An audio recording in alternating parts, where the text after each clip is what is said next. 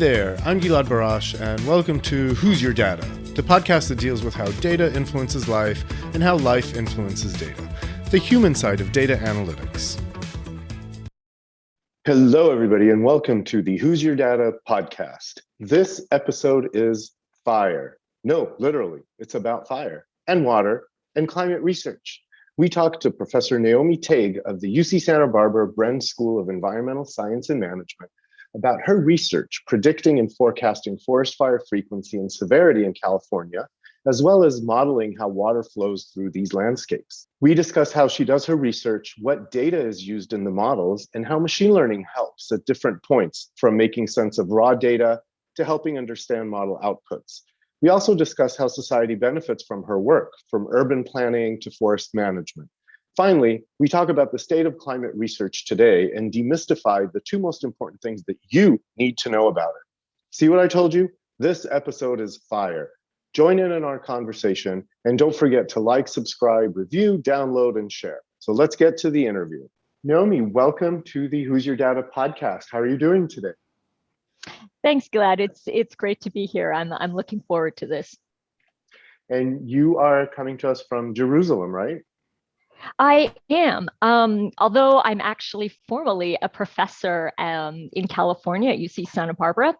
I spend part of the year working remotely here from Jerusalem. I do some work with people at the Weizmann, so it really is kind of a global workplace for me. So first question that I ask people around, now that we're sort of coming out of the pandemic, or at least learning to live with it, what would you say for you, something that's changed for you post-pandemic versus pre-pandemic? That's a great question. So, one thing that comes to mind is I've been using Zoom for at least, half a decade. And because my research is very much collaborative, and I collaborate with people all over the world, all over the US, people in Spain, people in Israel, people in Australia, and we work on projects together. So I was already using these kinds of technologies to support remote interaction. So I thought, oh, I'm ready for this.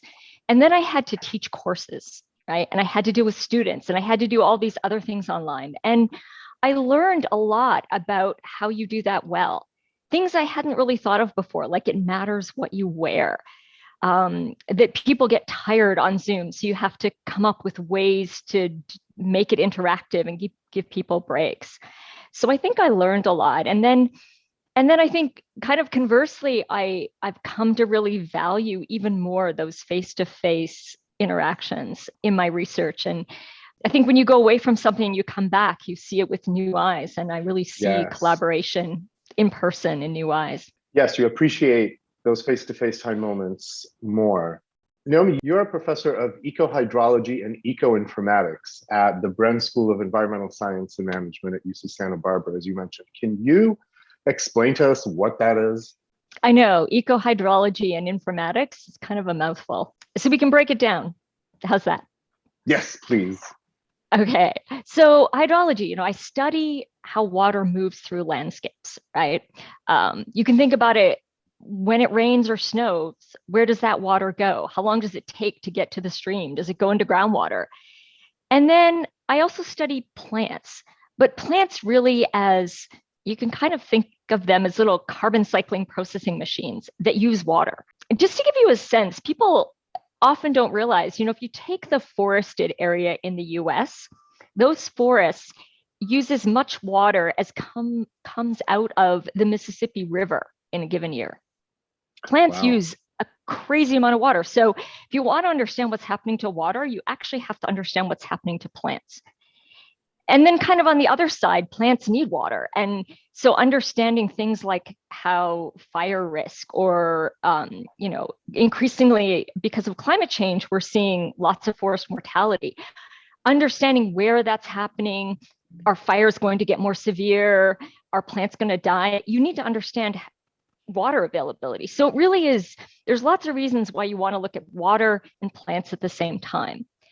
So that's eco-hydrology. Informatics, well, to do that, we used to do experiments in labs or little experiments out with a couple of trees. But to really understand these things, you have to look at watersheds and hill slopes and regions. And to really make And these are complicated systems. You have climate, you have water, you have carbon. To put all that together really requires lots of data and lots of computer simulation. So because of that, informatics really is increasingly the way we understand how plants and water interact. And who uses the output of your research? So to say a little bit more about my research, what I do is I take all of this information, all of this data, and I combine it with what we call physically based models, which are models based on theory or physics. You could think of a model of snowmelt. We know enough about the physics of snowmelt that we can turn it into a bunch of mathematical equations. And my model, I call it RESIS, right? It combines what we know about snow with what we know about photosynthesis, with what we know about groundwater flow, with a bunch of data. So it's kind of taking theory and data and putting it together. So who's going to use the results of that? Well, we use it to answer questions like, as climate warms, how does water availability change? So for example, in places like California, a lot of our water comes from snow. It's already warming enough that we're seeing changes in the timing of snowmelt. What is the implication of that for managing your reservoirs, for groundwater supplies? So water managers love our research. Insurance companies are interested in our research, right? If we can understand how fire probabilities are going to change with climate change, they want to know that, right? They want to know how their fire risk is going to change in the future. We're really about saying, based on our best available science, what's going to happen in the next 10, 20 years? And many types of natural resource management needs to know that. How much water are we going to have? How much fire are we going to have? Are we going to have more fire in one place and less fire in another? So should we already be thinking about changing our resource allocation? So it really is, if you think about it, we depend on water and plants in many, many different ways. So we want to know what's going to happen to them if climate changes or if land use changes, right? What if we urbanize? How does that change carbon cycling? What I really love about the RESIS model, and correct me if I'm wrong, but that you really get outputs and you get processes that are working at different scale and at different granularities, from square foot granularity to looking at the entire watershed or an entire area in the watershed. So you really have different outputs that have different uses for different people.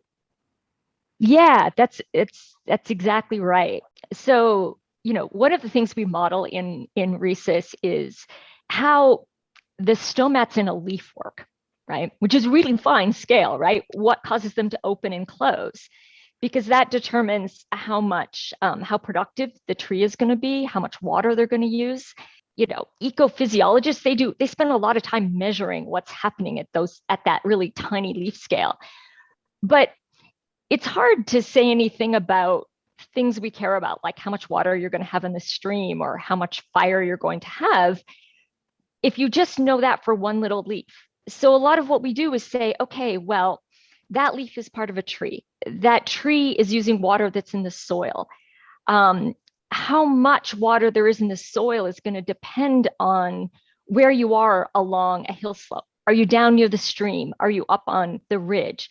Are you on a north-facing slope that gets less sun, or a south-facing slope that gets more sun? So then we kind of can scale up to a hill slope. And then we can think of bigger landscapes as just populations of hill slopes. So what we really do is we take these kind of fine-scale processes about plants, or about something like how quickly water infiltrates different types of soils, which is, something that you're going to measure, at a meter scale, right? And understand how those are going to vary over a landscape. So that's really how we scale up with this technology. Does that kind of make sense? Yes, and that's fascinating to me. That's mind-blowing that you can go from a leaf to an entire watershed and understand the processes that take place. You mention these measurements, of course, that we take field measurements, and that brings me to my next question about data. What is the data that you are ingesting at these different scales? What kind of data?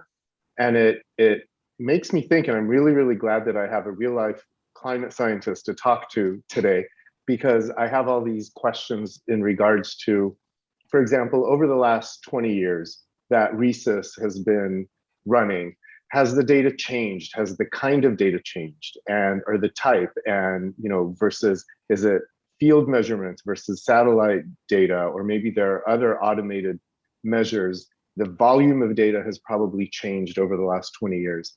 Can you talk about that a little bit and how that has affected the model and the research?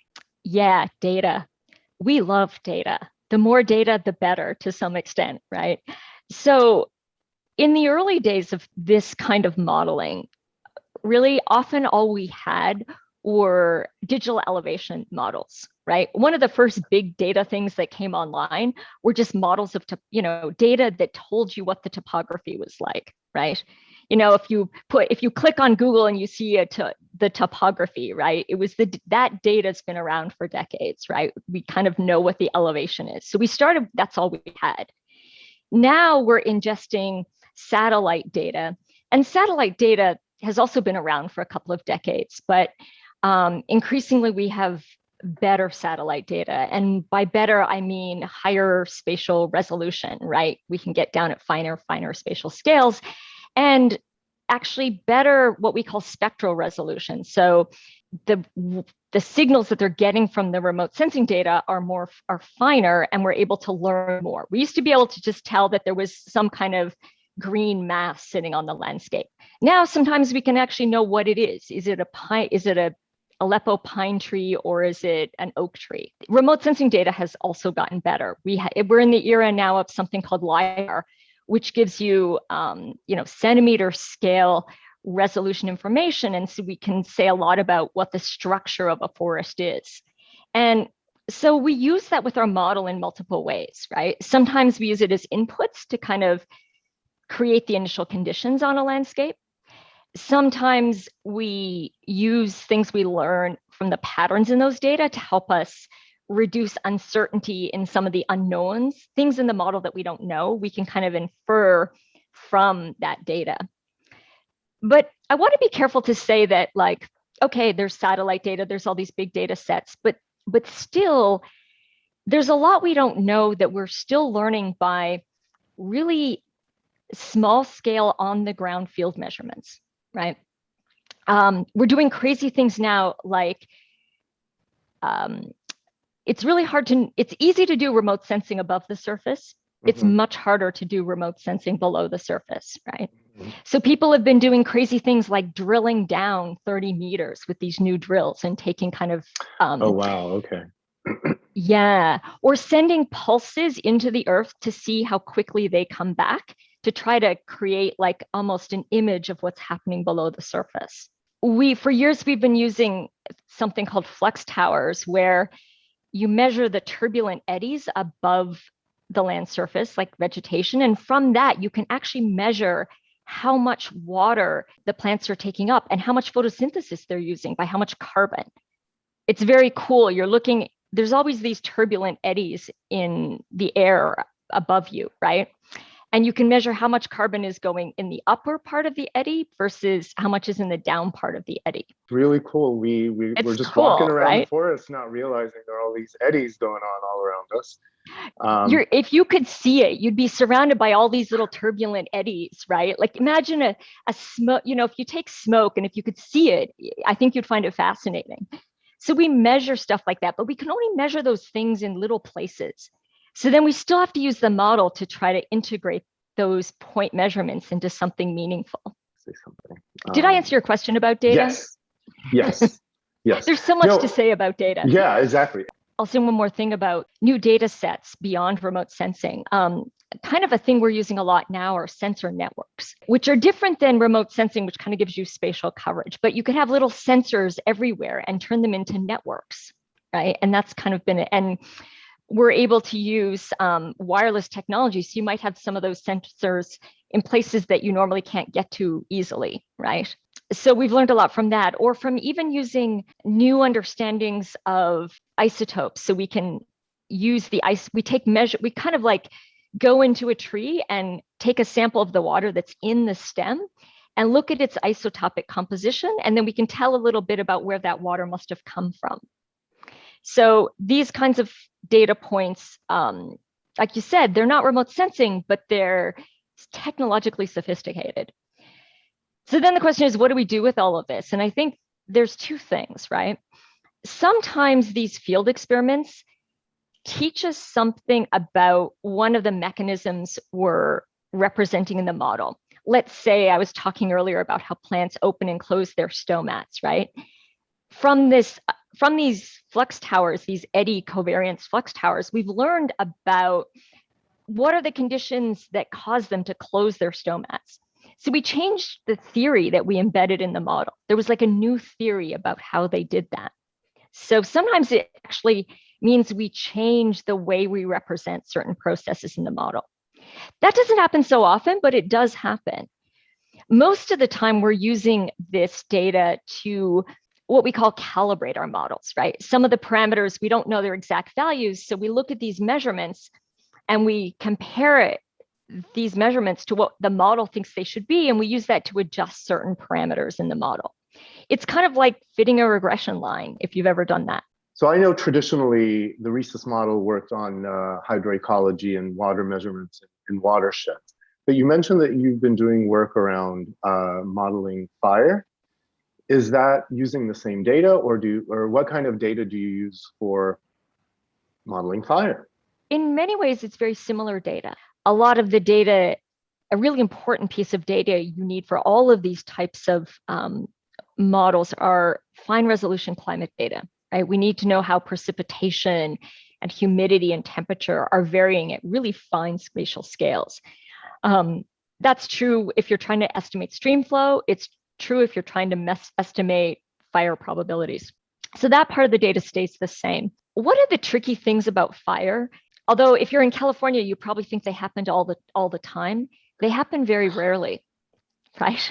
Really, it doesn't seem that way, yeah. I know. You think they're happening all the time. Even Jerusalem, we recently just had a fire outside of Jerusalem, right? If you listen to the news, fires happening all the time, but in any given landscape, it's actually pretty rare. It's hard to learn a lot about fire just from purely analyzing data, right? Because there's not enough, given how much heterogeneity there are in landscapes. It's a different type of forest. It's a different climate. It's a different soil. All those things matter. And so one of the ways we get data is we actually get tree rings, and we can see low intensity fires don't kill a tree, but you can see it in the tree rings as a fire scar. And from that, we can tell in different landscapes how often fires occur. And we use that data to help calibrate our model. But the other big thing, it's not so much that fire is a problem, it's fire severity. One of the big messages we always want to get out is that fire is a pretty natural occurrence in many landscapes. The fire that used to happen was pretty low intensity. It just kind of went through the undergrowth. And if you could sort of think of it as cleaning out all the brush, we started to suppress fires. And so all that undergrowth got really dense. So now when we have a fire, it's way more severe. So we use our rhesus model to kind of model the growth of that understory and the overstory, and how that changes not just the probability that you'll get a fire, but how severe that fire will be. Because what we're really worried about are severe fires. So to do that, we're talking about forest structure. We're talking about how much understory you have, how much overstory, how densely packed are the trees, and how does that affect hydrology? Forests burn more when they're dry. So we're still back to eco-hydrology, right? How dry is everything? But we're having to do this on a kind of finer scale. So we're having to ingest new information about forest structure. And for that, we're using things like LiDAR data, which is really high resolution. You fly a plane over there and you get this centimeter scale picture of the forest. And you mentioned machine learning. That's where machine learning comes in. This LiDAR data, when you first get it, it's a mess. And to make sense of it, you need machine learning before you even begin to ingest it into my model, right? Okay, so as part of a data pre-processing step, you need to use, how do you use machine learning? Right. So what you're really getting when you fly a LiDAR, when you fly a plane and you collect LiDAR data, LiDAR is emitting a pulse, kind of like what I said about soil. It's emitting a pulse, and as it goes through the forest, it gets bounced back at different times. And so they measure the kind of how long it takes for these pulses to come back. So you can imagine what the data looks like. It's just a bunch of data on different pulses and how quickly they came back. And does that measure the density of the forest? It measures the density at multiple levels. Okay. Right. So imagine a tree. It's telling you how much biomass there is at the top, and then maybe another meter down, another meter down. Okay. And what portion of that biomass is wood versus leaf, because they'll return differently because they're different materials, right? Mm-hmm. Turning all those numbers that are essentially just returns from the multiple pulses into something that tells me how much biomass there is, that's a machine learning problem. So you could think about it as identifying a trunk of a tree versus a leaf versus the ground versus an open space versus a shrub. Ultimately, the question, as you said, is the chances of there being a fire, but then also the severity of the fire. What is the measurement of the severity? Is it, like you said, the marks on the tree? Yeah, good questions. Fire severity, the marks in the tree are kind of just like an indicator of how often fires happen. Okay. Really what fire severity is how much of the biomass that was there before the fire is gone. Right? Okay. So in a really high severity fire, it's like a wasteland, right? There's nothing. Right. There's just dirt. Nothing left. Right? Yes. Charred earth. Yeah. If you've ever seen that, it's like it's like being on the moon, right? Yes. Although it's beautiful, just as an aside, you go out and you look at those landscapes, it comes back. It's kind of amazing. But those are the really dangerous fires. They move really fast. They have lots of fuel. They're burning the overstory. They're burning everything in their path, right? A low intensity fire, a less severe fire, after the fire, there's still going to be lots of live vegetation. The taller trees are going to be fine, right? So it really has to do with how much of the vegetation goes away. And then I guess I would say one more thing. One of the reasons we're doing this is partly to answer questions about, as climate changes, where is fire risk going to increase? Where is it going to decrease? You wouldn't think that with climate change, fire risk would decrease, but in some places, if things get really hot and dry, the fuels grow so much more slowly that you actually get less fire. Mm-hmm. But many places you'll have more severe fire because things are hotter and drier and the fuels are drier. You're always kind of trading off between how much fuel you have and how dry that fuel is and what the weather is like. But the other thing we are trying to help people understand is, how do fuel treatments help you? So what a fuel treatment is going in and changing the forest structure. It's doing, some fuel treatments are actually fires, right? You do a controlled burn and you burn away that understory. So then you no longer have the ladder fuels that allow a severe fire to happen. So they don't stop fire, but they make them less severe. Mm-hmm. So our model is trying to say, how often is that going to help? How quickly will the forest regrow after you spend lots and lots of money doing a fuel treatment? Those are the kinds of things we're trying to use the model to tease out. So it's not just how fire is going to change with climate, but also when do fuel treatments help and where's the best place to put them? You talked about all of this data, all of this new and complex data, and the sort of multi-granularity of the models and how utilizing machine learning in order to make sense of this data and integrate it into the model. So it sounds like it's a very, very complex environment. Is there a downside to having such a complex environment and complex models? How do you work with that? Great question. It's something you struggle with as a modeler. A model is never reality, right? It's always a simplification of reality. You try to get the most important factors, partly to understand what are the levers, right? What are the most important things that explain the patterns in water availability or fire that we see, right? And what are the things that we might be able to influence, right? That are going to have a big effect, not a tiny little minuscule effect. So we always try to do that as simply as possible, because as soon as you add complexity, you need more information, you need more data. There's more uncertainty in both how much we know about the process, how well we can characterize, take, for example, the subsurface rooting zones, right? It clearly makes sense that knowing something about how deep roots are is going to be really important for understanding how much water vegetation can access, right? Deeper roots, more water, right? Mm-hmm. Is it important to know how deep those roots are? Or do you have to know something about the whole root network? And do the roots of neighboring trees overlap? right? That's a much more complex understanding, right? To start to understand what those root networks look like and how do they evolve under different stress conditions. Mhm. So do we need that additional complexity? For some questions, we don't. And for some questions, maybe we do. For the questions where we don't need that, it's better to not include that in the model because it's really hard to get any data on what those root networks look like. I'll tell you a cool side story if I'm allowed. Yes, please. One of my fun collaborations with the Weitzman, with Tamir Klein, he's a professor there. We've had this question about root networks and how do they change with stress, because it matters for ecohydrology sometimes. So he's building a greenhouse where he's growing trees in saturated air. So instead of being in soil, they're in kind of wet air. So we'll be able to see the root networks of trees Oh, wow, that's growing cool. live. And then we can stress them and see how the networks change, which I just, as an aside, I think it's super cool. That's not remote sensing data, but it's really interesting data. But I digress from your question about complexity. I think you always try to keep things as simple as you can. But then sometimes you investigate, you do experiments where you add in complexity in a place where you know a lot to see if it makes a difference. Does that make sense? Mm-hmm. And if it doesn't, then for all the places where you don't have enough information to handle the complexity, you go, oh, it doesn't make a big difference anyway.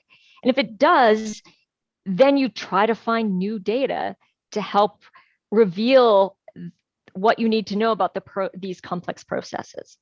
And speaking of new data, I guess that kind of leads me to another sort of side question. Is there still any kind of data that is limited for you that you wish you had more of? Is it something that, like you said, machine learning helps with? What data do you wish you had more of that you don't? I think it's good to differentiate, and I know you know this because this is your field, right? Between data and machine learning, right? Mm-hmm. So some of what I've been talking about are new data sets, which are really new technologies for extracting data out of the natural world. And, there I would say that hidden subsurface, like any data that can tell us more about, anything about root networks and what they're doing beneath the subsurface. If we had some remote sensing data that would give us that would be a game changer. The subsurface is still this big unknown. We still don't have enough data on how different species of trees respond to stress. We still don't have enough data about where water goes when it goes really deep in what flow paths it takes through the subsurface. These are things that I think it'll be decades for us trying to find data sets to do that. Even things, though, that seem like they're easy to measure, you would think, like precipitation, easy to measure, rainfall. Now we have radar data, but we still actually don't really know. We don't have really good estimates of how much rain and snow falls in high elevations in mountain areas. Even in California, which has some of the best instrumentation out there. Never mind what's happening in the Himalaya, where, how much snow falls and how much rain falls has huge implications for water supply for India, because you can't really use radar in these big mountains, right? High up in these mountains, right? So how do you we don't even always have really accurate estimation of how much rain is falling up there or how much snow is falling. And we've got new ways of trying to get that, these new sensors that they're putting on airplanes that we can tell us something about that. So there's lots of places where we need new data, but then there's machine learning. For all of these data sets, we're still so needing machine learning to make sense of them. Like I said, I have this LiDAR data, but I need somehow to translate that into how much biomass there is. I need machine learning to help with my model output even. My model outputs tens of thousands of variables. Machine learning can help me make sense of my model output. Machine learning is needed to help us run these models faster. So machine learning comes in both in analyzing data, analyzing model output, and even in how we do our modeling. So, for you machine learning people out there, we need you. Absolutely. Can we hire you, Gilad? Can you come back to the natural science world? Leave the world of business and come back to nature. You talked about model outputs, which as you mentioned, can also be very, very complex and a lot of data how do you convey the outputs in a meaningful way to non-technical stakeholders in terms of having them understand actionable insights from these models? I love that question because it's something we've thought about a lot. So, as traditional scientists, we publish papers and we make graphs, right? We love graphs. And graphs are great for scientists. And to be fair, a lot of agencies, right? The Cal Fire, right? The US Forest Service, agencies all over the world, a lot of them are actually surprisingly technologically sophisticated, right? You can show them a graph and they understand graphs, right? But graphs only take you so far, and you're right. Like, we need to do more. And we've thought about that. And one of the things that we've been trying to do lately is, it's hard to do this in a podcast. I wish I could show you RESIS, right? But RESIS is for every point on the landscape. It's modeling the growth of vegetation every year, how much photosynthesis, how much new leaves there are, how much new stems. It's also modeling how much carbon is being taken up by these different components, where water's flowing, things you can see like stream flow, but also things you can't see like evaporation, right? Trees are always evaporating water, all those little turbulent eddies, right? So the model is doing that, but it's doing it over landscapes that would make sense to people. Some of it is things you can see. You can see a tree, you can see grasses, you can see fire. So what we thought is, well, couldn't we make visualizations and kind of use our model to derive game engines and make games where you start to do things like, hey, if I put a fuel treatment in over here, how does it affect fire? Oh, wow. Okay. And we want to do that also because my sense is one of the challenges with communicating the results of natural science to the public is the public doesn't always have a good intuitive grasp of probability, right? So, we say that, well, climate's warming and it's going to mean that snow's going to melt earlier. But it doesn't mean snow's going to melt earlier everywhere and every year. It's just, but our model, you could run a bunch of different years and see how often. And you can create games with that. All right, how often is the snow going to melt earlier, right? And then you can run our simulation. Or if I'm running a reservoir, how should I run it? And then warm up the climate and see, do I have to change how I manage my reservoir? And so we've kind of been working with game designers and artists to say, are there ways we can turn our output into like a game that would help people understand? I don't know. What do you think, Gilad? Is it going to work? I actually think it would work. And I think that's a brilliant idea because, and we see this in business too, and I'm sure this is true for any field, but taking the approach of showing a sort of, you're anchoring it in the business need or the business question or the management question, like how do I manage a reservoir? And then by portraying the outputs of the model in a way that will answer the business question, I think it makes it way more intuitive and actionable for these stakeholders, rather than, like you said, showing them a graph or showing them data, and then they have to make that leap. Okay, well, what does that mean for me? Like you said, the probability of early snow melt is going to go up. Well, what does that mean for my reservoir? But by anchoring it in the reservoir or anchoring it in the fuel treatments and what their actionable item is, saying how and portraying the output as how that affects their specific business action, for lack of a better word, I think is a brilliant way to convey the importance of the output and what you can actually do with it. Because I've always found that one of the things that is difficult is for people to make that leap from, here's the raw data or the raw outputs, and what does that mean for me? What's the action item from this? I think that's so true. And, and games, I think, the other thing about games is they help you understand trade-offs, right? Because often the action is, people want easy answers to land management and climate change and all these pressing environmental problems. And I can tell you, like, if there were easy answers, we would do, if there were easy things to do, we'd do them. And so there's almost always trade-offs, right? And I think one thing a game environment helps you understand are trade-offs. Right. I guess the other thing we're trying to get at with the visualization is an appreciation of how dynamic nature is.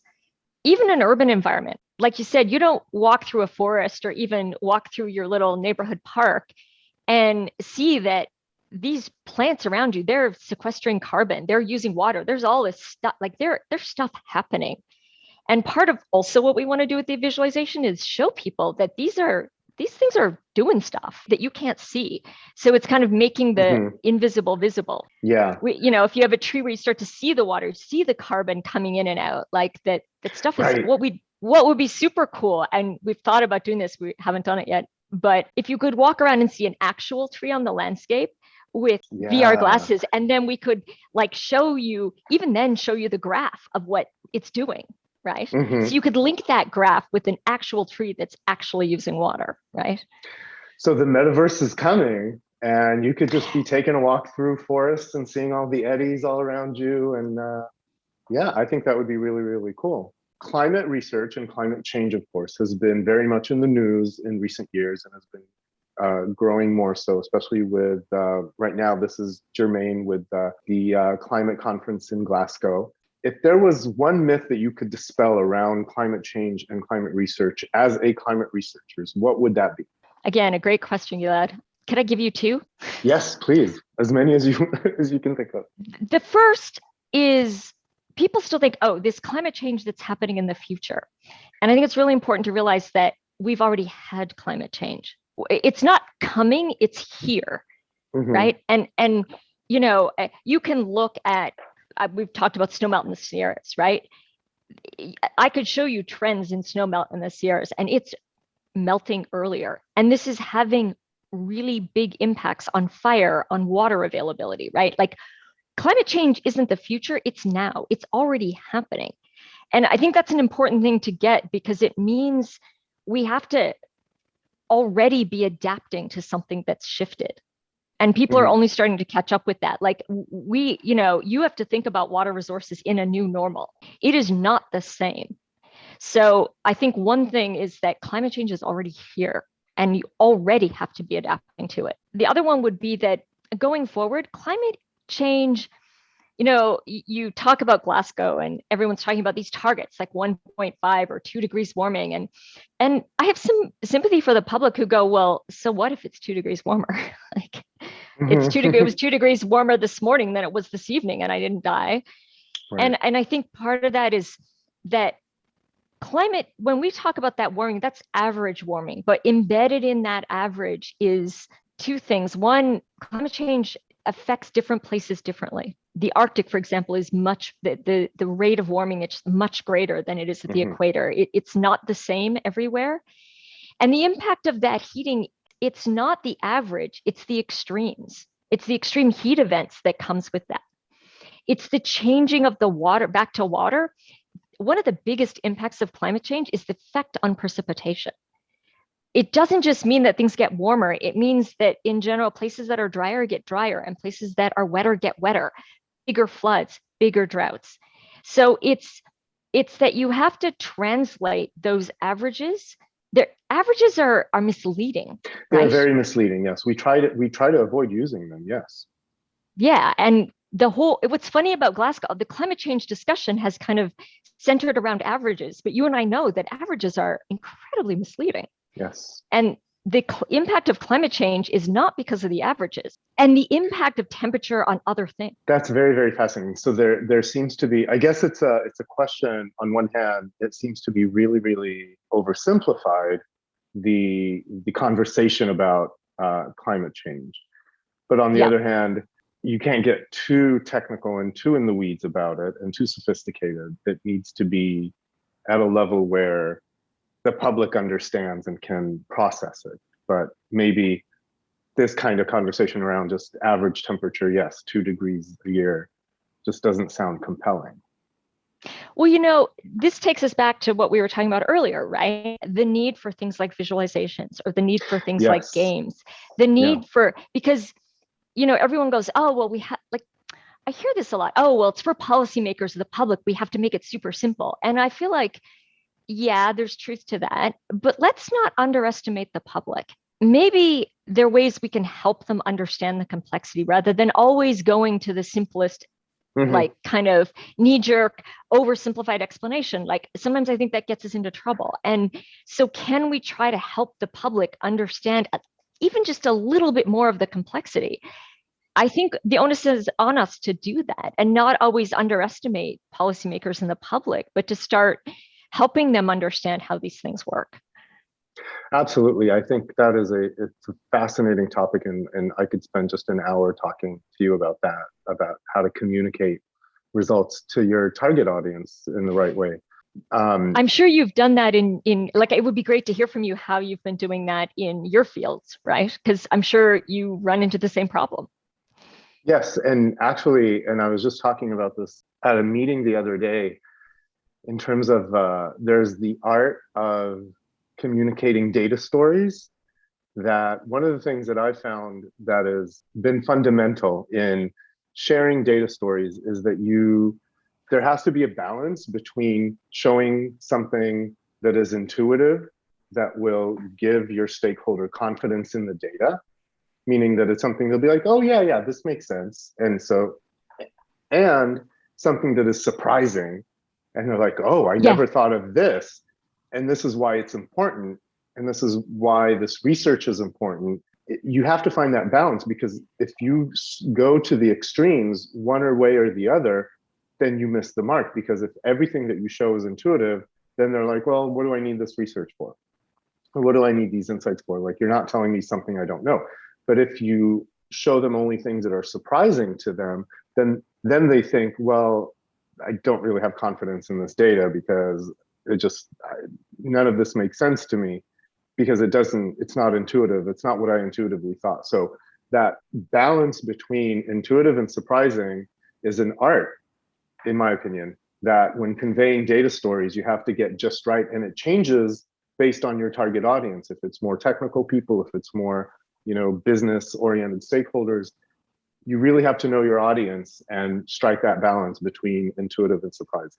Wow, I love what you just said. I wish, hopefully it's a podcast and I can make my students listen to what you just said. Yes, right? Please have them, download, like, review, subscribe.